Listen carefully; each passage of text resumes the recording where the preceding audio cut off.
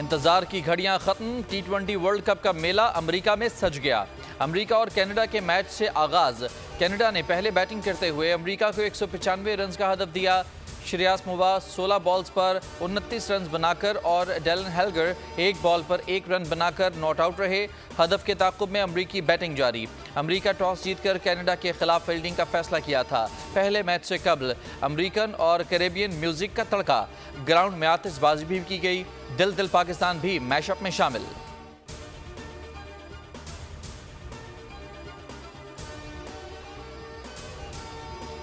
अमरीकी शहर डैलस में मौजूद ग्रीन शर्ट्स इतवार को मकामी वक्त के मुताबिक शाम 4 बजे से 7 बजे तक प्रैक्टिस सेशन करेंगे। पीर और मंगल को भी तरबियती मश्क में हिस्सा लेंगी।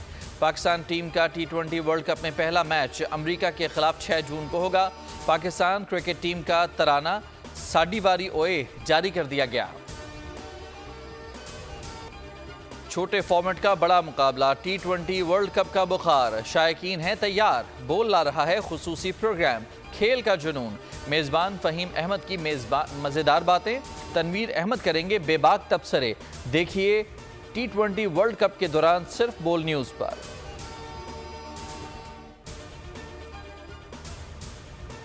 पाकिस्तान की टीम तो अच्छी है, लेकिन यह है कि उसको एक मुकम्मल मजबूत प्लानिंग के साथ मैदान में उतरना। पाकिस्तान का जो ग्रुप है वो बड़ा आसान है इस लिहाज से कि उसमें इंडिया है, पाकिस्तान है, उसके बाद 3 टीमें ऐसी हैं जिन्हें पाकिस्तान बआसानी कर सकता है। कनाडा है, USA है और आयरलैंड है। तो मेरा ख्याल है पाकिस्तान को क्वालिफिकेशन में तो कोई प्रॉब्लम पेश नहीं आएगी दूसरे राउंड के लिए। बोल न्यूज़ ढूंढ लाया माजी के अजीम सदाकार। पाकिस्तान में उर्दू कमेंट्री के मारूफ नाम हसन जलील को तलाश कर लिया। हसन जलील काफ़ी अरसे से मंजर आम से गायब थे। बोल न्यूज़ से खुसूसी बातचीत करते हुए उन्होंने T20 वर्ल्ड कप में पाकिस्तान टीम के लिए नेक ख्वाहिशात का इजहार किया।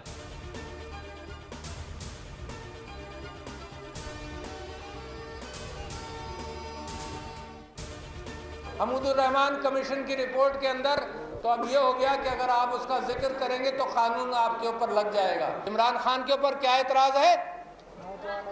नौजवानों को गुमराह कर रहे हो और ठेकेदार नौजवान के चंद लोग बन गए हैं नौजवानों के पाकिस्तान के, जो कहते हैं कि नौजवान गुमराह हो रहे हैं। मशरिकी पाकिस्तान टूट गया, वो तो सबसे बुरी मिसाल है। ये पाकिस्तान खुदा ना खास्ता, मैं क्लेम करना चाहता हूँ, ये पाकिस्तान टूट नहीं सकता, तोड़ने नहीं देंगे। जो तोड़ने आएगा उसके हाथ तोड़ेंगे। जो मुल्क तोड़ने आएगा उसके हाथ तोड़ेंगे। आजकल सिर्फ ये हो रहा है कि सबका मुंह बंद करा दो। हमूदुर रहमान कमीशन की रिपोर्ट जो पढ़ता है उस पर FIR हो जाती है। रिपोर्ट पढ़ने में गलत क्या है? गद्दारी क्या है? साबिक सदर आरिफ अलवी का सवाल। कराची में तकरीब से खिताब में कहा कि बानी PTI पर नौजवानों को गुमराह करने का इल्ज़ाम है। चंद लोग नौजवानों के ठेकेदार बने हुए हैं।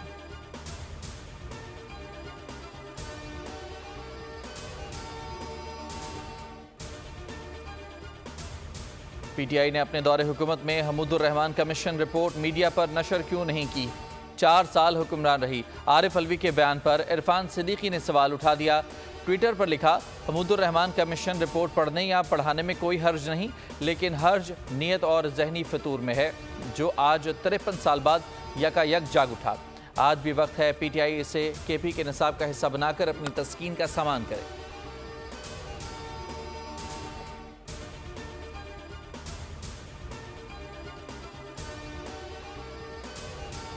हुकूमत की एक बार फिर PTI को डायलॉग की दावत। वफाकी वजीर मुसद्दिक मलिक ने कहा कि हम कहते हैं बात करो, वो कहते हैं तुमसे नहीं करेंगे। हमसे बात नहीं करेंगे तो क्या दीवारों से करेंगे? हम किसी को गद्दार नहीं कह रहे, हम पर हर सियासी जमात से बात करना चाहते हैं।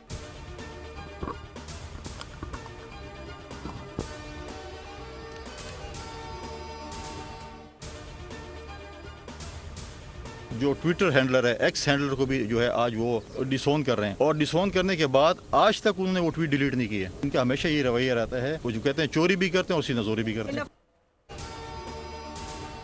PTI माजी की गलतियों पर माफ़ी मांगे तो बात करने के लिए तैयार हैं। गवर्नर KP फैसल करीम कुंडी कहते हैं PTI बानी के ट्वीट से लाताल्लुक़ है। ये ट्वीट को ऑन कर रहे हैं ना डिलीट कर रहे हैं। ये चोरी करते हैं और सीना जोरी भी। 9 मई के मुल्ज़मान KP के वज़ीर आला भी बन गए। अदालतों से सज़ा की अपील है। गवर्नर हाउस किसी साजिश का गढ़ नहीं बनेगा।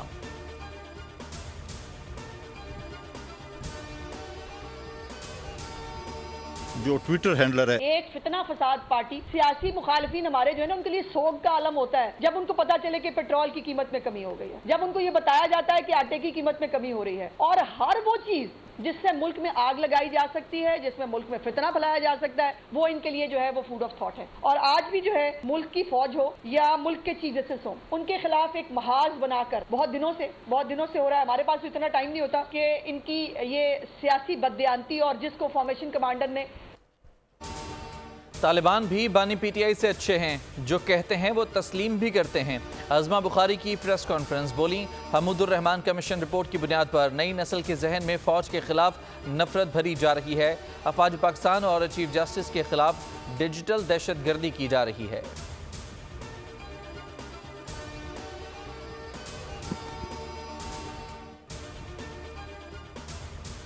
बानी पीटीआई का शेख मुजीबुर रहमान से मुतालिक ट्वीट। एफआईए ने पीटीआई के मजीद 3 रहनुमाओं को तलब कर लिया।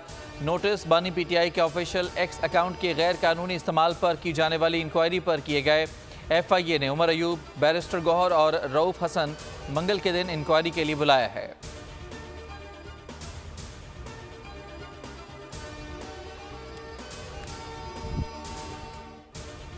The objectives of Islamic law. He argues that the ultimate aims of Sharia are to preserve religion, life, intellect, offspring, and wealth for everyone, including non-Muslims. चाहते हैं अक़लियती जज भी अदलिया में आए। पाकिस्तान का आइन अक़लियतों को तहफ़्फ़ुज़ फराहम करता है। आइन में तमाम शहरियों को बराबर हुकूक हासिल हैं। जस्टिस मंसूर अली शाह का तकरीब से खिताब, कहा पाकिस्तान का वाहिद परचम है जिसमें अक़लियत की नुमाइंदगी है।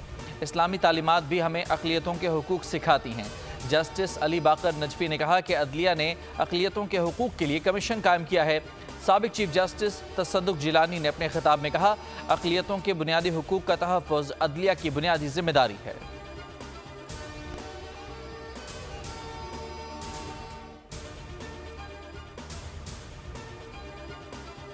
एक जो अदम बर्दाश्त का कल्चर हमने परवान चढ़ते देखा अपने ज़माने तालिब इल्मी से लेके आज तक, वो बाहर क्या तकलीफ दे है हमारे लिए, आप सब के लिए, तमाम पाकिस्तानियों के लिए। तो आपने उसको सामने रखते हुए उस सारी बैकग्राउंड में अपनी जजमेंट के ज़रिए, और मैं बल्कि कहूँगा कि अपनी उस तसनीफ के ज़रिए हमें एक रोशन लेकिन ठंडी हवा का दरीचा आपने खोला हम सब के लिए।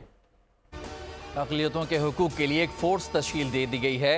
हम सब में यकसां चीज़ पाकिस्तानियत है। अदम बर्दाश्त का कल्चर हमारे और तमाम पाकिस्तानियों के लिए तकलीफ दे है।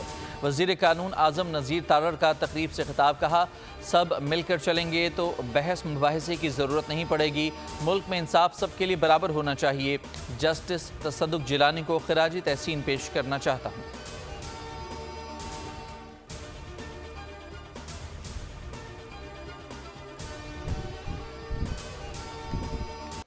मुल्क भर में गर्मी का जोर बरकरार। शहर कायद में आज से गर्मी की शिद्दत में कमी का इम्कान। कराची में गुज़िश्ता रोज़ पारा 38 डिग्री, शिद्दत 43 डिग्री महसूस की गई। तुरबत और सिबी में पारा 48 डिग्री सेंटीग्रेड रिकॉर्ड किया गया। महकमा मौसमियात की गिलगित बल्तिस्तान, कश्मीर, बालाई खैबर पख्तूनख्वा में गरज चमक के साथ बारिश की पेशगोई।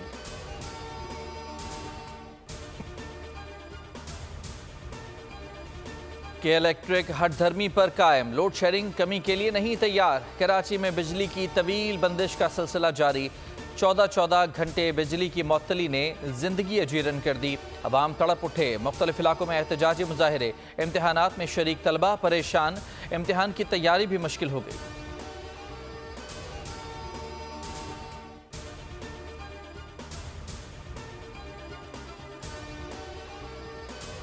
निजकारी के बावजूद के इलेक्ट्रिक का अपनी पैदावार के बजाय खैराती सरकारी बिजली पर इन्हिसार। दस्तावेज के मुताबिक के इलेक्ट्रिक को साल 2022-23 में बिजली की अपनी पैदावार में किल्लत का सामना रहा।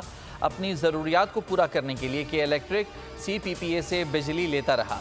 इम्पोर्टेड फ्यूल की वजह से महंगी बिजली की पैदावार बोझ भी कराची सारिफीन पर डाला जाता है।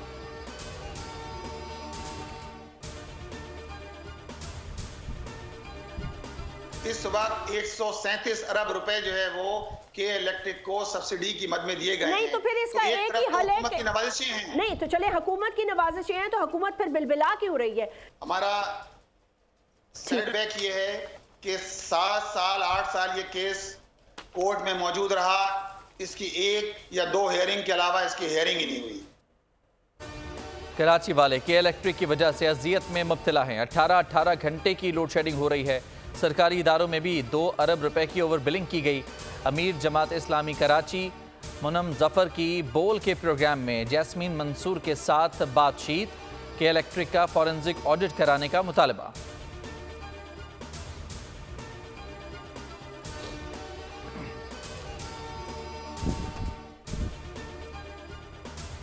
अवाम पर फिर बिजली बम गिरा दिया गया। यूनिट 3 रुपये 28 पैसे महंगा। सहमाही एडजस्टमेंट की मद में बिजली मजीद महंगी। कीमत में 3 रुपये 28 पैसे फी यूनिट का इजाफा। इतलाक जून, जुलाई और अगस्त 3 माह के लिए होगा। नेपरा ने बिजली की कीमतों में इजाफे का फैसला वफाकी हुकूमत को भिजवा दिया।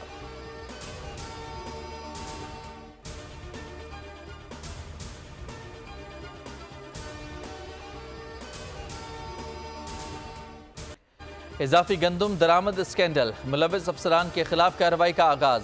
जराये के मुताबिक साबिक food security commissioner doctor Wasimul Hasan को चार्जशीट कर दिया गया। चार्जशीट में वसीमुल हसन पर नाअहली, मिसकंडक्ट, करप्ट तर्ज अमल के इल्जामात, गंदम बहरान का जिम्मेदार करार दे दिया गया। 14 रोज में अपने दिफा में तहरीरी जवाब जमा कराने की हिदायत।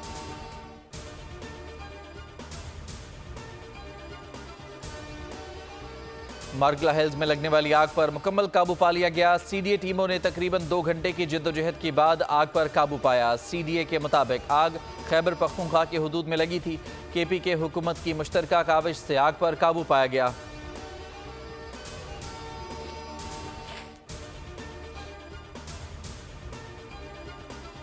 हेलन मैरी रॉबर्ट्स को आर्मी मेडिकल कोर में ब्रिगेडियर रैंक पर तरक्की। वज़ीर आज़म शहबाज शरीफ की मुबारकबाद। कहा, हेलन मैरी पाकिस्तानी अक़लियती बरादरी की पहली खातून ब्रिगेडियर हैं। हेलन मैरी ने साबित किया, ख़वातीन किसी मैदान में मर्दों से पीछे नहीं। उनका खिदमत का जज्बा नस्ल नौ की ख़वातीन के लिए मशअल राह है।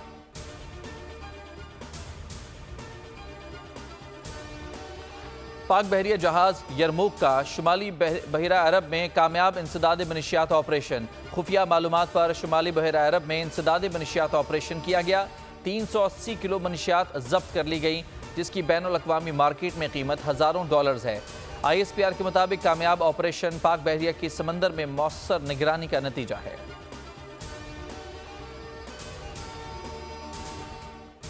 कराची में स्ट्रीट क्राइम बेकाबू। कोरंगी मेहरान टाउन में कंपनी के बाहर शहरी से 5 लाख रुपए लूट लिए गए। CCTV फुटेज मंजर आम पर आ गई। वाक़े का मुकदमा कोरंगी इंडस्ट्रियल एरिया थाने में दर्ज। 5 स्टार चौरंगी के करीब डाकुओं से शाहीन फोर्स का मुकाबला। फायरिंग के तबादले में 2 डाकू हलाक। डाकू शहरी से लूट मार कर रहे थे। नेशनल हाईवे गुलशन हदीद के करीब पुलिस की खुफिया इत्तला पर कार्रवाई। ईरानी तेल से भरे टैंकर को कब्जे में ले लिया गया। मुतासिब भारत की घटिया हरकत पर क्रिकेट लेजेंड AB डिविलियर ने मुंहतोड़ जवाब दे दिया। पाकिस्तान दुश्मनी में मुब्तला भारती ने बाबर आजम की इंग्लिश का मजाक उड़ाने की कोशिश की, जिस पर डिविलियर ने भारत को उसकी औकात याद दिला दी। डिविलियर्स ने कहा कि बाबर की इंग्लिश मेरी उर्दू से यकीनी तौर पर बहुत बेहतर है। बाबर की इंग्लिश से ज़्यादा उसकी बैटिंग अहम है, जो बहुत शानदार है।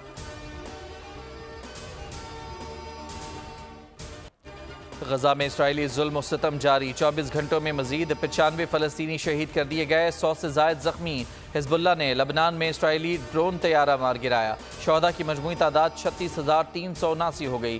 पेरिस में फ़लस्तीन से यकजहती के लिए कई किलोमीटर लंबा जुलूस। तेज़ बारिश में हज़ारों की तादाद में अवाम सड़कों पर निकल आए।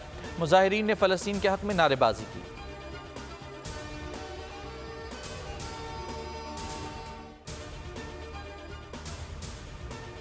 भारतीय आम इंतखाबात का आखिरी और 7वां मरहला। भारतीय वज़ीर आज़म नरेंद्र मोदी की किस्मत का फैसला 4 जून को होगा। लोकसभा इलेक्शन में 8 रियासतों और मरकज़ के ज़ेर इंतज़ाम इलाकों की 57 नशस्तों पर वोटिंग मुकम्मल। इंतखाबात के नताइज का ऐलान 4 जून को किया जाएगा। सुपर हीरोज़ के ख़ानदान की कहानी। वेब सीरीज़ दी अम्ब्रेला अकेडमी फाइनल सीजन का ट्रेलर जारी। सीजन 8 अगस्त को पेश किया जाएगा।